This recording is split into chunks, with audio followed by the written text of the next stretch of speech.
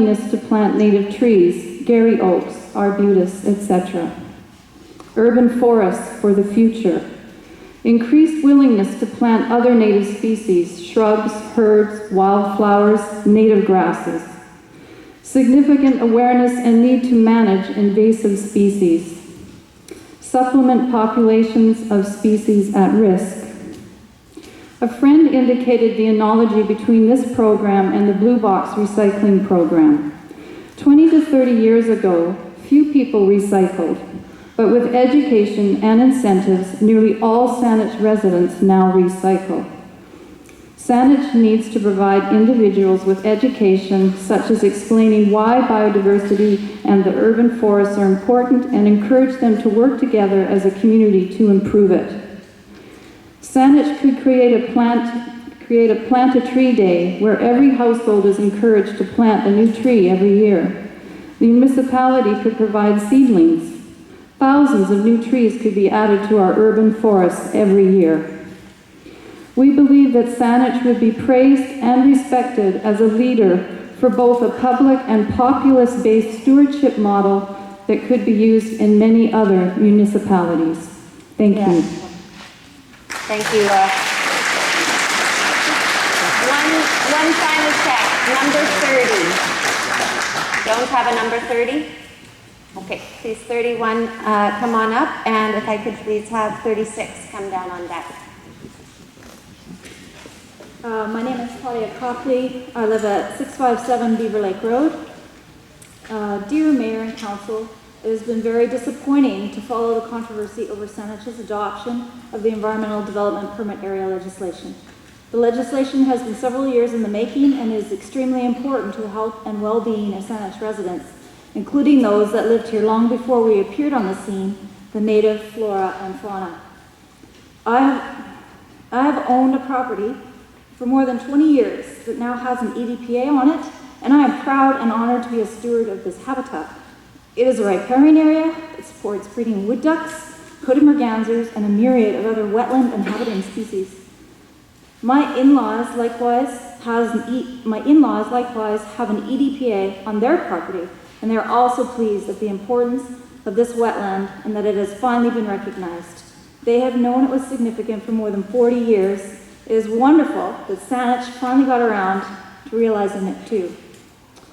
The district of Saanich happens to occur in one of the most endangered ecosystems in Canada, among the top 3 most endangered, in fact. The species that occur here are unique to the Georgia Depression, and many of them are already critically endangered. We should be serving as environmental stewards of this rare and unique gem, not looking for further ways of destroying it.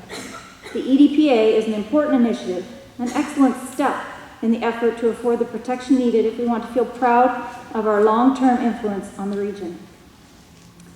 EDPAs are not unusual, and a municipality the size of Saanich is in fact behind the times in implementing one.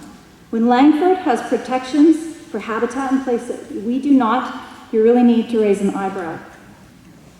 I urge you to recognize the Environmental Development Permit Area for the critical initiative that it is. The District of Saanich needs to protect the natural environment for all of our benefit. Thank you. Thank you, Claudia. Okay, would like to invite number 32 up to speak, please, and if I could have number 37 come join us on deck.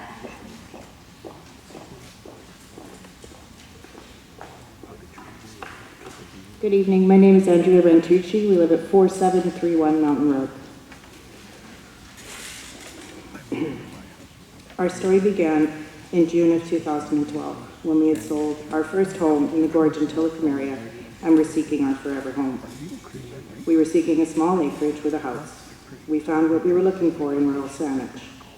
We bought the property with plans to have a small hobby farm. Both my husband Peter and I grew up on small acreages in Kelowna and I in the West Shore. We both enjoyed having goats, horses, chickens, cows, and being involved in 4-H as children. We both wanted this same experience for our son, who was 20 months old when we moved to this property. This property was developed when we purchased, with ample room for a small barn, an attached chicken coop, a duck pond, and a large vegetable garden to grow and preserve our own food. There's a south-facing slope on the property, that was cleared when the home was built 30 years ago, which was ideal for a small orchard. We had both grown up eating food out of our family's gardens and fruit orchards, and wanted to teach our son how to grow and provide food for himself the same way that we were taught. We were so excited about our plans to create an enjoyable, wholesome environment for our sons to grow up in. We felt enthusiastic to move forward with the purchase of this property if everything checked out at the municipality. When we were moving forward with the subject to removals, both ourselves and our realtor came to Saanich to search out any restrictions on this property. And there were no restrictions that would inhibit any of the plans that we had for this property. Certainly no mention of an EDPA, so we went ahead and completed the sale and moved to the property August 1st, 2012, and we were absolutely thrilled. We were extremely taken aback in the spring of 2014 when we learned via our neighbor about the EDPA bylaw and began to uncover how much of our property actually fell under this new bylaw. Further research revealed that not only our property was affected, but to our surprise and horror, this was also included our asphalt driveway and a very large portion of our entire house. This was an overwhelming shock to us as tax-paying property owners. We had not received any type of communication from Saanich on this, and yet huge restrictions were being placed on our property and our house without consultation or notification.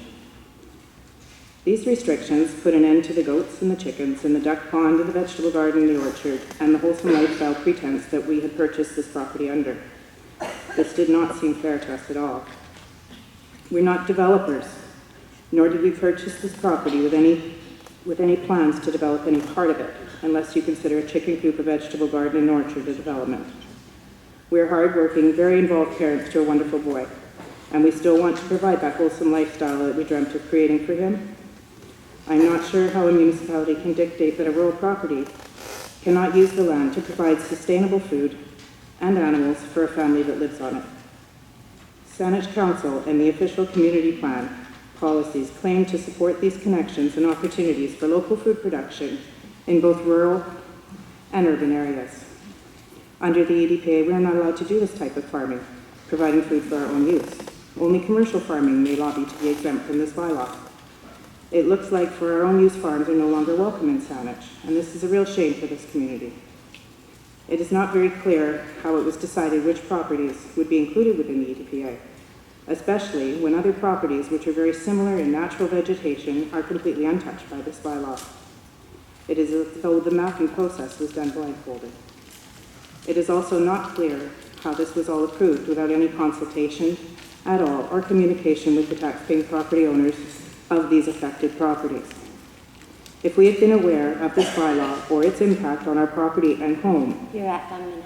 there is absolutely no chance that we would have pooled all of our resources like we did and bought this property. We have many friends who have stood by us through this process, and after watching our experience, have chosen to purchase land in central Saanich, Metchosin, and West Shore to avoid this bylaw disaster that we're living. They now have their little farms producing and flourishing in these areas. In other municipalities, tax-paying property owners are treated with respect and have a voice, not made to feel as though they are greedy or have gluttonous expectations of their own property's use. If we could wind back the clock 4 years, knowing what we know now, we never would have bought this property in Saanich. In closing, I am respectfully asking Saanich Council to repeal or repair this EDPA bylaw, to remove the negative impacts this bylaw places on property owners, allowing rural property owners to use their land for own use farming, which is where the value in these rural properties lies. Thank you.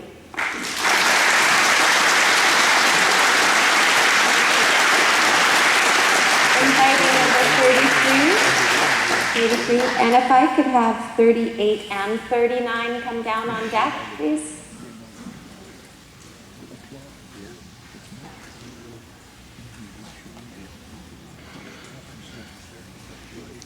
Mayor Atwell and members of Saanich Council.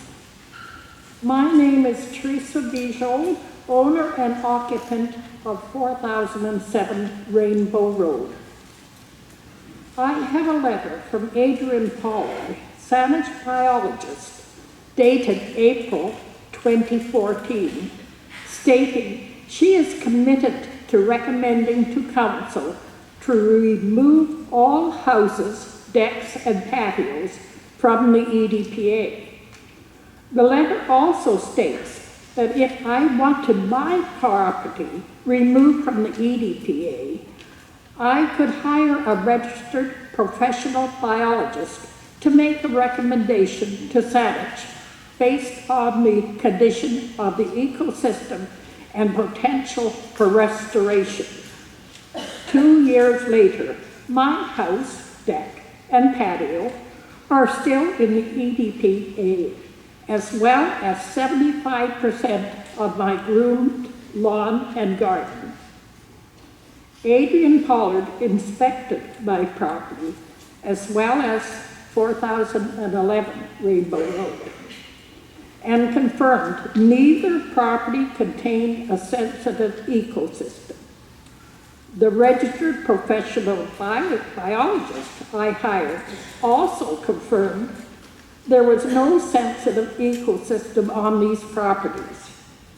Nowhere in the bylaw does it state that I have to restore my property or that the biologist is to assess the potential for restoration.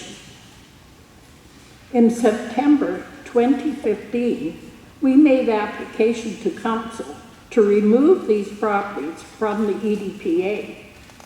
At that time, council wished to wait until they had completed their review of the EDPA bylaw.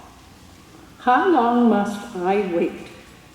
I have followed the proper process set out under Section 14 of the bylaw and as set out by Adrian Pollard in her letter of April 2014.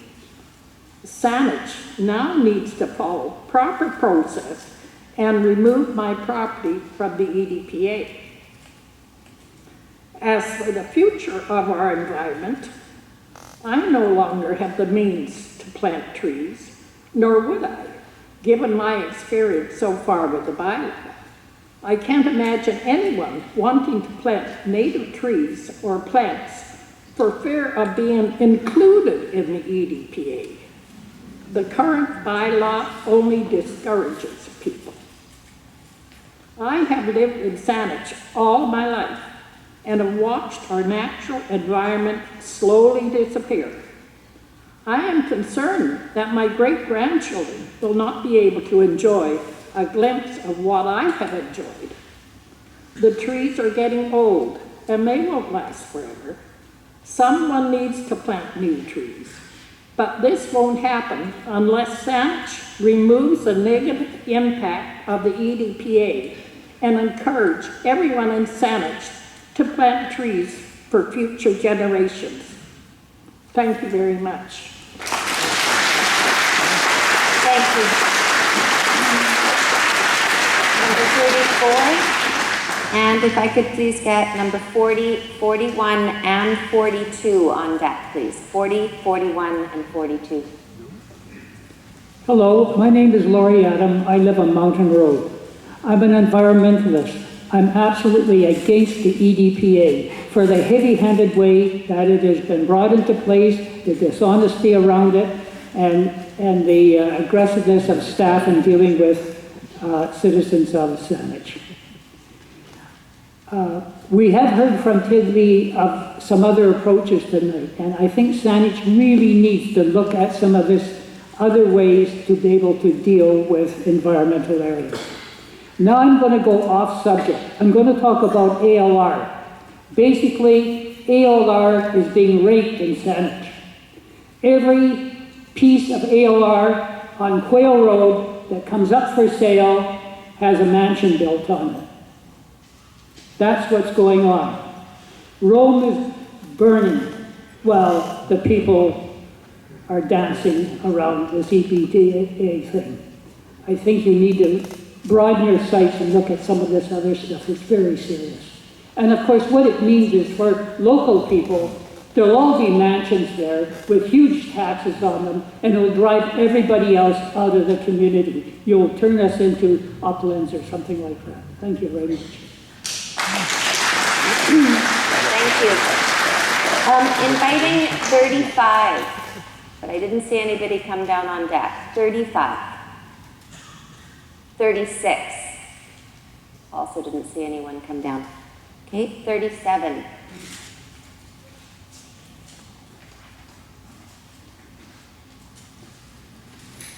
I'm sorry. Gary Morrison, 3025 McAnally.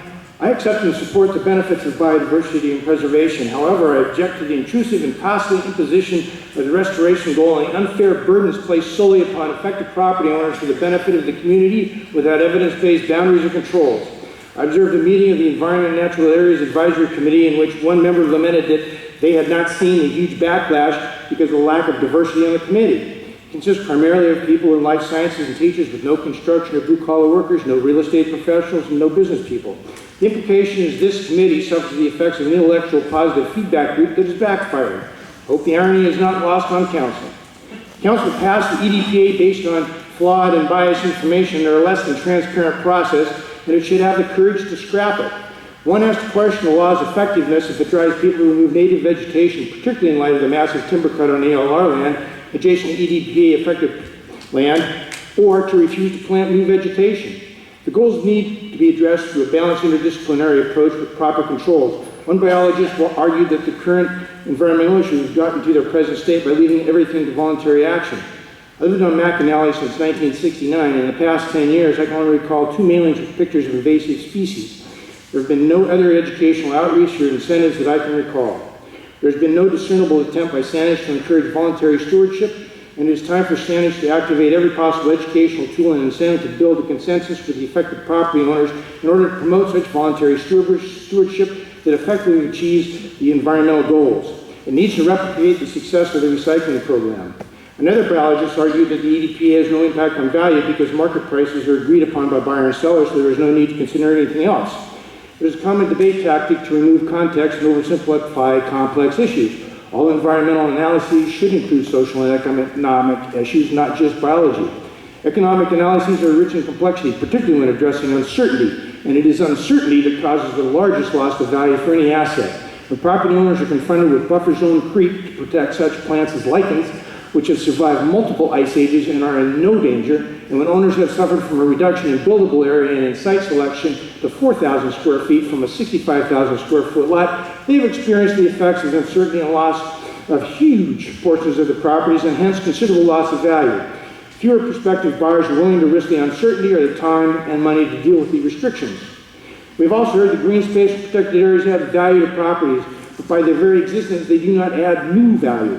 However, all things being equal, a property with such attributes will already have greater value than one that does not. The law changes the equation so that conditions no longer remain equal because it reduces buildable area and siting options that might be less than optimal and less cost-effective in terms of utility surfaces, access, foundations, orientation for views, and for efficient use of solar, wind, or geothermal energy.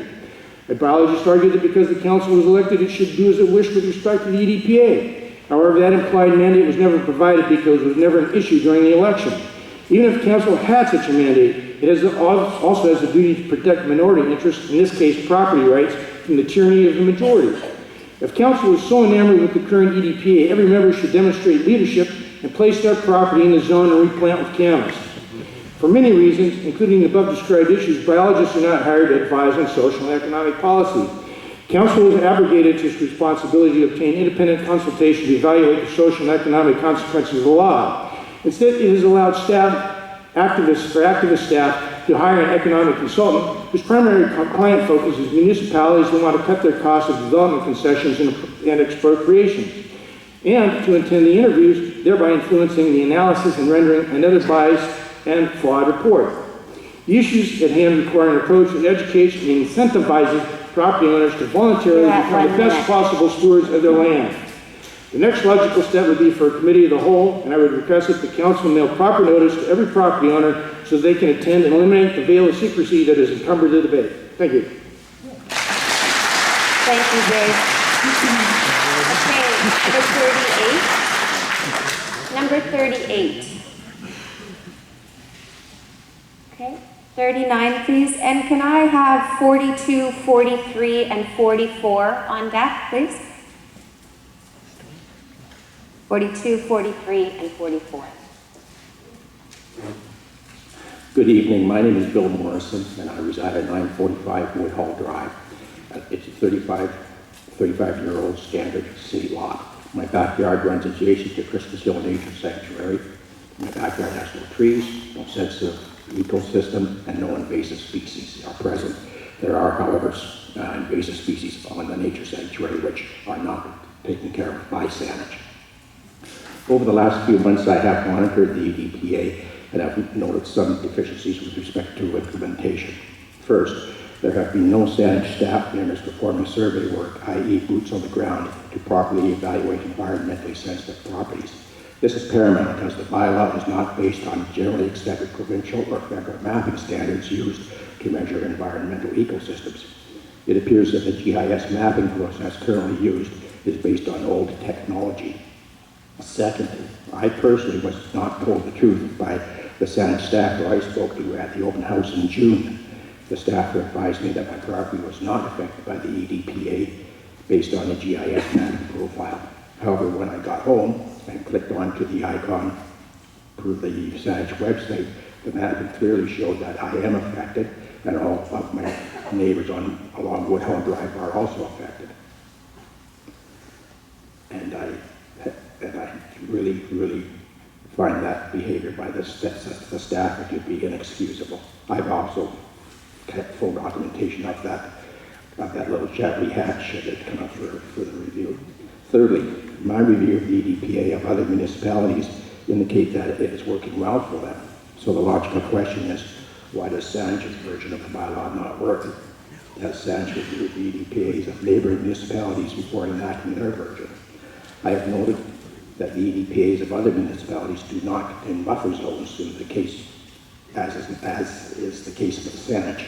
Also, Saanich has not been forthcoming in showing how their buffer zones have been determined. They appear to be arbitrary guesses rather than scientifically based.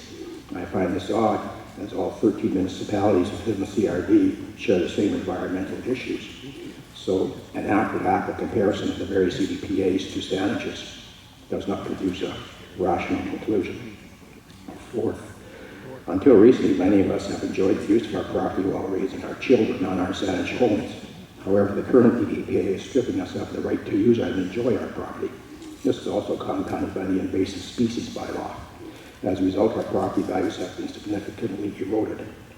For those of us who are relying on our property as our nest egg for retirement purposes, now feel that our many years of hard work towards retirement are in jeopardy.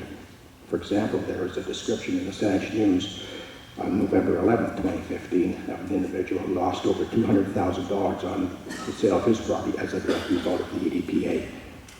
Also, from a financial perspective, once the lending institutions tweak in on the EDPA, it is very likely that the mortgage indebtedness of some properties may exceed the fair value of the property, which will make financing difficult to obtain on future mortgage renewals.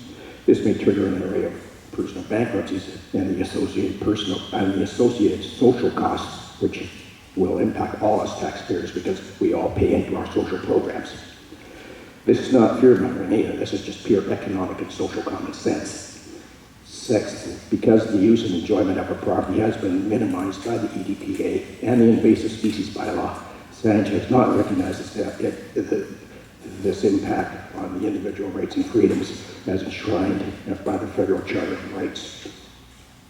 At the Municipal Council meeting in September 26, 2015, Mr. Durbin stated that the EDPA could not be repealed because there was a process to be followed.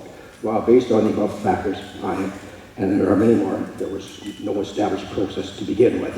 And this is frightening. It shows that it demonstrates the unprofessional behavior of our elected representatives and Saanich staff. It illustrates the lack of attention to detail. And these are all attributes which should have been known to Saanich. Further, the above are all examples of why the EDPA should be revised. The EDPA needs to be redrafted by an independent party hired by council and reporting directly to council. This party must be independent in fact and perceived by all to be independent. Because of their bias and conflict of interest, the staff unfortunately cannot participate in this process. Thank you. Thank you. Okay, number 40, all right. And could I please have 45 and 46 on deck? Down here. Good evening. Good evening. My name is Martin Ward. I live on Excelsior Road. I must admit to being a little confused this evening. I've been to one or two of the council meetings, an open house. This is the second town hall meeting. And I thought this was about EDPAs and particularly about sensitive ecosystems. But this evening there seems to be a lot more presentations, discussion about pretty much anything environmental, which seems a little bit of a red herring to me. So specifically with respect to the EDPA bylaw, this evening I've also learned that there's an organisation called SAFE. Their main concern seems to be developers and subdivision and the effects that they have. But they seem to be running counter to the Citizens for Responsible EDPA. But the Citizens for Responsible EDPA have proposed that as an interim measure we remove individual properties but allow the EDPA to apply in the meantime to subdivisions and developments. So it seems to me there's not a whole lot of difference between them. So I'm really pleased to hear that Ted Lee is talking with SAFE, and maybe we'll get something constructive rather than destructive coming out of this. So as I said, I live on, with my wife, we live on 5 wooded acres on Excelsior Road in rural Saanich. The zoning in our area, and the properties in fact are all 5 and 10 acres, they are already at their minimum parcel sizes, so there's not going to be any further subdivision of them. In total there's about 150 acres of woodland on our street, of which the houses and driveways take up a tiny percentage. Like most of our neighbours, we think we're pretty good stewards of our properties. We keep the land natural and unfenced so that wildlife can roam freely, and we pull the broom as best we can every year, although it sometimes feels like an uphill battle. And most of us live there for the peace and quiet and to be free of the multitude of rules and regulations that are a necessary fact of life in high-density urban areas. My wife and I worked hard all our lives in such urban environments so that one day we could be able to afford to live in the country. Most of us who live in rural Saanich, and I suspect most of the people in this room, feel that we don't need to be told how to manage our properties. We're quite capable of trimming or taking out problem trees without hiring an arborist, and we don't need a biologist to help us tell the difference between a salmon stream and a drainage ditch. Loss of natural habitat and ecosystems is a fact of life wherever there's population growth and economic development, but it's hardly a problem for us. The new growth in our woods every year far exceeds any wood that we remove. We give thanks to the people who had the foresight to create the urban containment boundary, but we object to the continuing and escalating intrusions into our daily lives by overzealous petty bureaucrats whose sole purpose in life seems to be to find new things to regulate.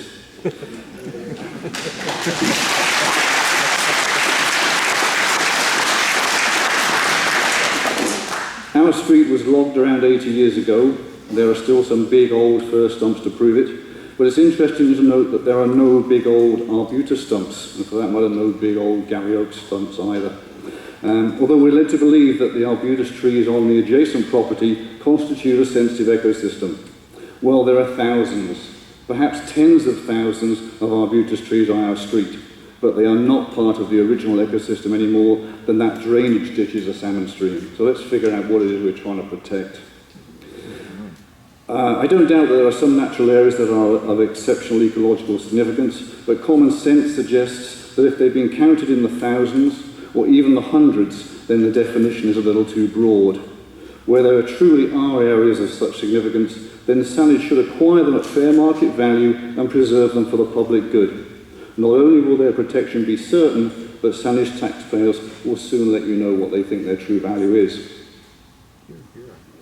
So my overall concerns about this process over this very long period, firstly the lack of the credible science, which has been spoken to a number of times, the use of a previous study, when that study, 10 or 12 years old, when that study specifically stated that it should not be used for generating public policy, a bylaw that was poorly implemented. There's been a serious problem with staff's reluctance to acknowledge residents' concerns, and there's now a proposal to do an economic impact study that looks like being anything but objective. So in conclusion, I suggest that, respectfully, that Saanich must use credible scientific evidence as a basis for a meaningful bylaw. Subsequent work must be done by qualified objective people who aren't burdened by the baggage of recent years. Saanich must respect property rights and take the critical properties into public ownership. And Saanich must not exempt itself from its own bylaws, and Saanich must recognise that urban Saanich and rural Saanich are very different and have different needs. This needs to be recognised in Saanich's bylaws, not just the EDPA. This isn't just about lawns under Gary oak trees. Thank you. Okay, so a couple things. We are heading towards break, so hold on. I applaud your wherewithal, and I also want to commend all of you for giving each speaker the time and the space to speak. There's some